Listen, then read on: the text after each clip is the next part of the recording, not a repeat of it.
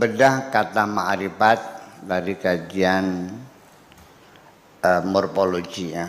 Morfologi, kajian linguistik khususnya morfologinya. Pembentukan bentuk-bentuk kata kalimat. Semua itu adalah variasi-variasi yang terjadi ma'rifat, ma'arif, ma'ruf dan sebagainya. Itu berasal dari 3 huruf, yaitu ain, ra, dan fa. Ain, ra, dan fa ini kata kerja yang terdiri dari 3 huruf a, ra, fa. Ketika dalam bentuk past tense, arofa itu artinya telah mengetahui. Future tense-nya menjadi ya'rifu, akan mengetahui. Lalu adjektifnya atau isim fa'ilnya adalah arif. Nah, arif ini adalah adjektif kata sifat, itu artinya orang yang mengetahui. Sudah masuk dalam bahasa Indonesia, arif bijak sana. Arif itu dari. Kemudian dari kata arafa dalam bentuk jernya menjadi ma'rifah, yaitu pengetahuan. Ya, pengetahuan itu adalah ma'rifat. Kemudian sesuatu yang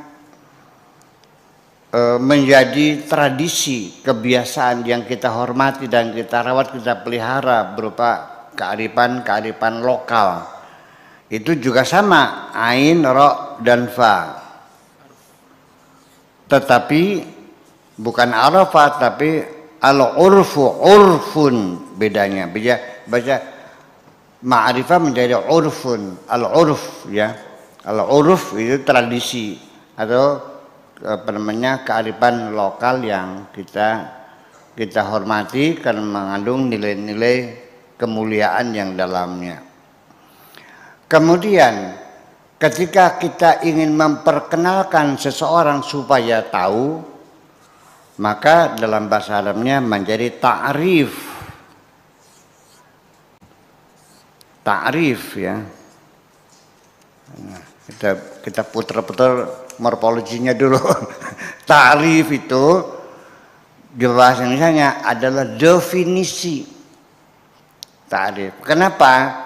Karena kita ketika mendefinisikan artinya sama dengan kita memberikan kata pengantar kepada seorang menuju kepada suatu persepsi. Itulah namanya definisi. Ya. Itu semuanya adalah seluk-beluk, masih banyak banget ceritanya, tapi nggak usah singkat begitu aja. Tetapi pada akhirnya apapun definisi yang kita buatkan tentang sesuatu yang kita pahami, ini kita belum masuk ke di luar, masih wilayah ketuhanan. Nah, kita berikan kata pengantar kepada seseorang yang berupa ta'rif atau definisi supaya dia bisa membangun persepsinya. Saya yakin tidak mungkin akan sama yang dia pahami dengan apa yang saya pahami. Enggak usah masalah ideologi, masalah pemahaman atau pengertian filsafat dan sebagainya. Physically saja saya ketemu dengan perempuan yang cantik cerita. Saya ketemu, saya terkagum, saya cintai. Kemudian sampai tergila-gila saya. Sehingga Pak Afkar nanya, Buya kok tidak konsen kok terganggu. Iya, saya lagi gandrung lagi sama perempuan. Kayak apa sih orangnya? Saya ceritakan. Orangnya begini, begitu. Hidungnya, bibirnya, rambutnya, segala macamnya, ya kan? Saya ceritakan perempuan yang cantik cerita yang saya cintai dengan menggunakan kalimat, bukan dengan foto ya, karena saya nggak punya HP-nya, belum saya foto, dengan kalimat. Setelah semalam suntuk saya bercerita tentang kecantikan itu, silakan Pak Afkar, karena Pak Afkar juga seorang ahli lukis, Silakan lukiskan apa yang saya katakan.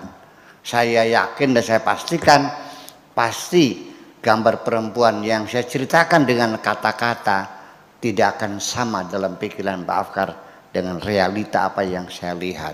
Itu apalagi Tuhan. Betul nggak? Jadi sehingga artinya apalagi kita mendefinisikan Tuhan. Mendefinisikan kursi saja susah kok. Ya, dibilang tempat duduk terlalu singkat, akhirnya anak kita jadi salah paham karena ada pangkal pohon kelapa yang ditebang masih ada apa tunggulnya, karena di situ banyak orang duduk, maka anak kita mengatakannya kursi karena kita terlalu pendek mendefinisikan kursi tempat duduk.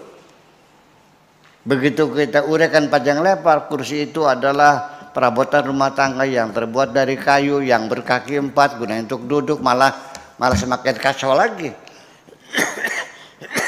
Sudah ngambil kursi bilangnya nggak ada gitu.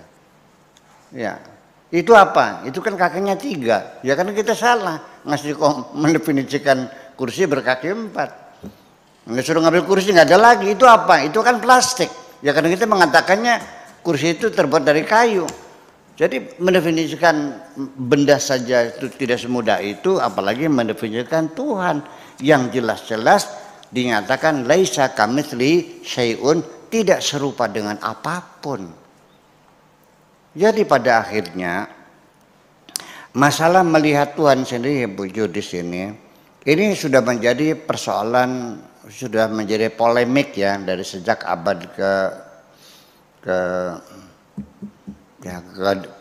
ketiga Hijriyah lah, ya, jadi abad ke-10 lah, itu sudah menjadi bahan polemik tentang melihat Tuhan. Jadi melihat Tuhan itu apakah dengan hati apa dengan mata? Kalau dengan hati semua sepakat, tapi dengan mata di Al-Qurannya ada. Tapi sebagian kelompok rasional mengatakan sekalipun nanti di akhirat tidak bisa dilihat dengan mata. Gitu. Dalam Al-Qurannya ada melihat Tuhan dengan mata ini, yaitu firman-Nya wujuhu yauma idzin nadhirah. Nanti wajah-wajah orang ahli surga itu berseri-seri, ceria semuanya. Ila rabbiha nadhirah. Mereka akan melihat Tuhannya.